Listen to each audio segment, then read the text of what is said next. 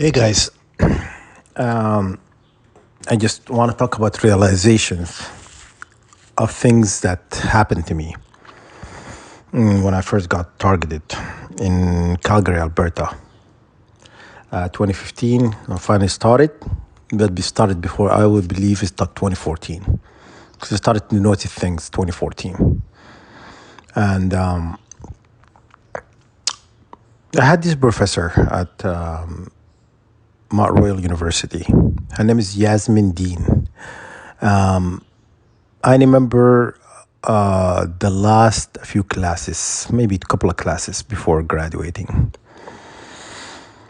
I was going through some stuff and stuff, and I didn't know the war was being waged on me. Basically, these people are doing shit, and it's not like for my own good. No, it was manipulation. They do something to you and to get a reaction, and they were looking for a negative reaction. When they got negative reaction, I tell you what happened. They got negative reaction because they shocked me. I was in shower, and something shocked me, and I fell in the tub, like a, it's like a light. It felt like it was a light, like when the the power grid explodes. It's like that. Just look it up. It's like that, and it was light. I couldn't see, but it shocked me in my head, and I didn't know that was to change your frequency of your brain. Everything was calculated. Everything was done to the T, and that was my experimentation. And so to get back, I'm gonna get back to the story of Yasmin Dean.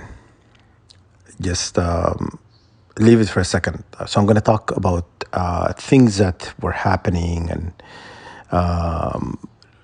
coming home, and my alarm is being disarmed, and back door will be open, and nothing is stolen, nothing is missing or anything like that, and like somebody entering and like putting my security code in my alarm, and I just didn't know how they knew that, but I knew how they knew because I remember when I was sleeping one time. Somebody asked me about the password for my email. They asked me for the password for my security code. I was thought because they did it in a dream state. So I think I gave up all those security things. So I ended up like changing passwords and stuff. And it kept happening. Every time I change the password, it still happens. Because I think when I'm sleeping, obviously I'm giving up all these passwords and security questions and stuff to my security system, my email passwords, computer passwords, and stuff. Anyhow, they wanted to be sure I'm indeed the part of the seed of Abraham. And they attacked me, you know. They attacked me and they sent me to the hospital. And they attacked me in a specific area. It was in my chest, like where just on the middle of my chest, where the ribs meet. And apparently, for the seed of Abraham, or the elect, we have extra ribs.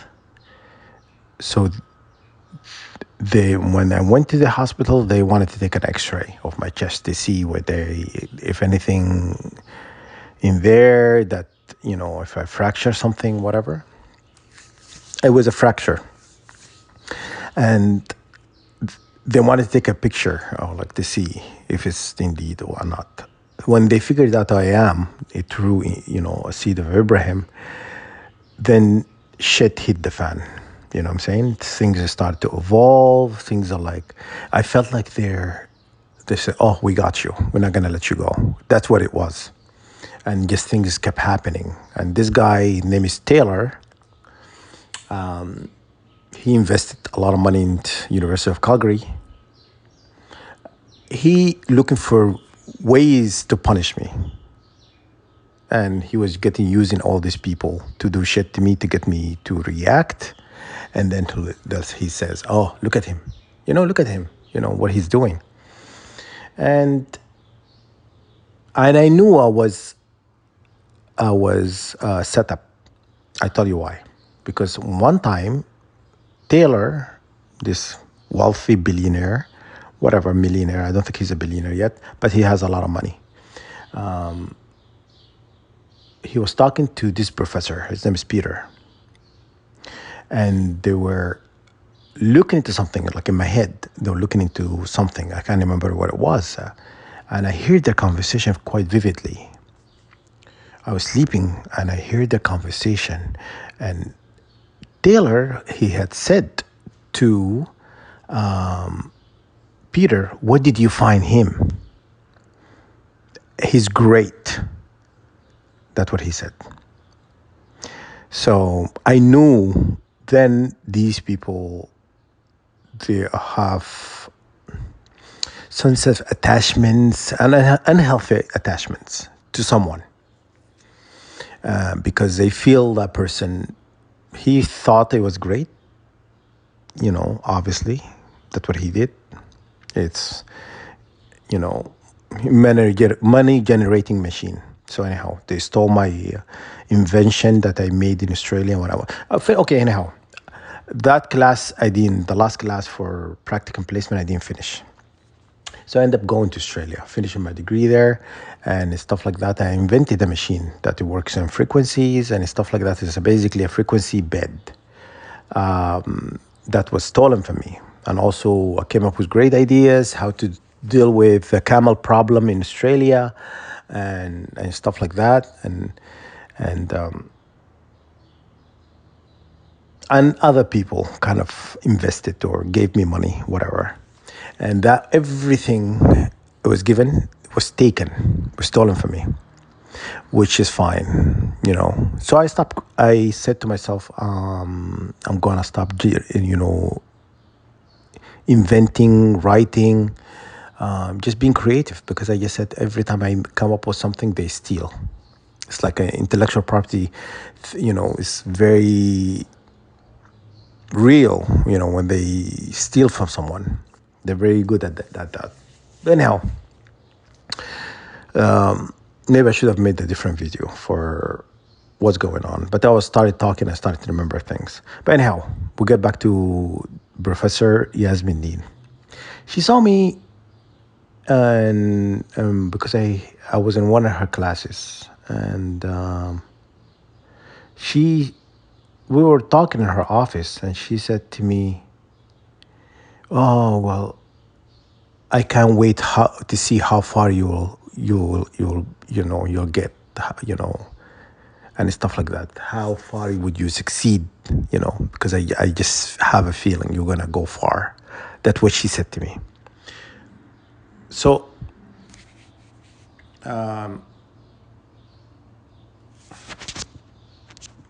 at the time, I didn't know what she meant. I had no idea. So I was clueless what she meant. She meant like at the beginning when I gave it a bit of thought, I thought she was talking about successful in life, like going to university, getting a good degree, and like that, making money, maybe being, one of the successful one who make a lot of money and stuff. That I thought that was she meant.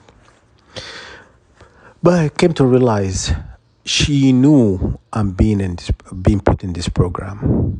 They wanted to basically to see how far these people who enter this program will go. They know we be experimented on. She knew that, and that what's clearly what was it. She meant that, and I didn't think she was a bad person. I really thought she was a good person. But my beliefs in Islam, God says anybody who knows the truth and doesn't do anything about it, they're part of the problem. You know what I'm saying? And God also will punish those who stand still, who stand on the side of the corrupt. Or, if you know the truth, you should stand for the truth. You can't say, I don't want to get involved. You know what I'm saying? I feel I felt like back then I thought she was a good person. But now I don't think she's a good person. When she knew something that impacted somebody's life and didn't do anything about it, they are contributing to the problem. But it doesn't matter. I have no ill intent toward her or anybody, but I just pray anybody who's involved, anybody who knew anything about it, and anybody who did nothing about it. You know what I'm saying? Anybody who impacted our lives, my family life, and the other target individual life and their families. I just pray. I do prayer. I perfected, great prayers. How to deal with the enemy. You deal with the enemy with prayers and knowing the truth. Only the person who could forgive oppressions or trauma or anything that happened to you in life is the person that was impacted. Basically, you. Do not listen to what they're saying. You have to forgive in order for God to forgive you. No. You forgive only when you can. Okay? Do not listen to that crap. The church sometimes lies to people. Church practices witchcraft on people. And they preach on forgiveness. Give me a break. They after Sunday service, they close the doors and they practice witchcraft. You don't believe me? Look it up. And a lot of them are done, behind the, closed doors. Nobody knows about it and stuff. You have to be involved. You have to be involved with that church to know, to learn. So anyhow, do not listen to people who practice demonology. Okay, they are demons, nothing more, nothing less. And someone who would punish you for something you said or did, they're not really good people. The same. Okay, if you want to believe, you have to forgive in order to be forgiven. Okay. So who's gonna forgive them for practicing witchcraft? Who's gonna forgive them for hurting somebody else? Who's gonna forgive them for entering people into this evil program? Who's gonna forgive them for experimenting on people, or sacrificing their family members, or causing illnesses and unexplained illnesses in the family? Who's going to forgive them for oppression? Who's going to forgive them for mind control? The list is on and on and on. I can just go forever. You know what I'm saying? They know they're wrong. I know. They know that. And I was watching one of the videos of Kali Amon-Ra. He's on YouTube. He said something very interesting. He says, these people don't know how to apologize or to say they're sorry. Which is very interesting. How could you not know how to say you're sorry? It's very weird to me. That means someone who doesn't know how to say sorry or apologize for something horrible they've done to somebody, they're heartless. They don't give a shit. You know what I'm saying? Excuse my French. I'm speaking from the heart, okay? I'm just telling you how it is. Anybody who doesn't know how to apologize to somebody for something is gonna tremendously impact somebody's life, or impact somebody else, it was intentionally done, they're heartless, in my opinion. How could you not know? How could you not know how to apologize? It beats me. Anyhow, that's what the story I wanted to talk about. I'll do another video I'll try to focus on one topic. Sorry, I'm all over the place, but I've always been that way. I'm always like, I want to talk about something, and then I remember something, I want to talk about that, and I think I need to have a sense of direction in terms of like, But anyhow, I think videos like this, or from speaking from the heart, is good because it just shows how genuine you are, and I'm a genuine person. So anyhow, it doesn't matter. They can play the games and stuff, but I know once I say something, I'm set on that. I don't really get manipulated or moved from that what I wanted. I'm not gonna be manipulated to forgive. I'm not gonna be manipulated to do anything else I don't want to do, and I just don't like to bargain. Okay, I know what I want, and I will not take anything less. Anyhow, and I think you guys need to do the same. You need to aim for a goal and do not budge. Do not compromise yourself, okay? In the end, if it works out, that's fine. If it doesn't, hey, stand your ground. You know what I mean? Do not let these people guide you to a certain direction. Be a free-spirited person like me. I'm a very free-spirited person. I always do what I want to do. I don't let people manipulate me to do things and whatnot. Okay, I hope this helped. And yeah, I'm going to see if... I'm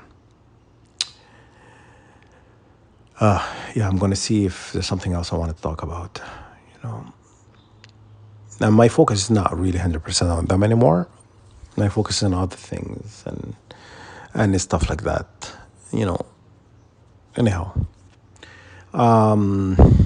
Yeah, I'll see what I can remember or something I want to kind of tackle. All right. Hopefully this help you be your true self. Do not allow the enemy to get a grip on you, control you. You're the children of God, children of, Abraham, the father of all the prophets. Okay. We're not meant to be manipulated. We're not meant to be controlled. We're not created to be puppet to the system. We are the one who drive change. Do you look at this world? Look at the world now with wars and like weather events and earthquakes and things happening, and things have been publicized in TV and social media and and all of that is all calculated. The conversation is not about what's going on globally, what's going on. The sky is changing, the sun is changing, the eclipses and ships in clouds and stuff like that. A lot of things are not being talked about, but they're focused on the wars.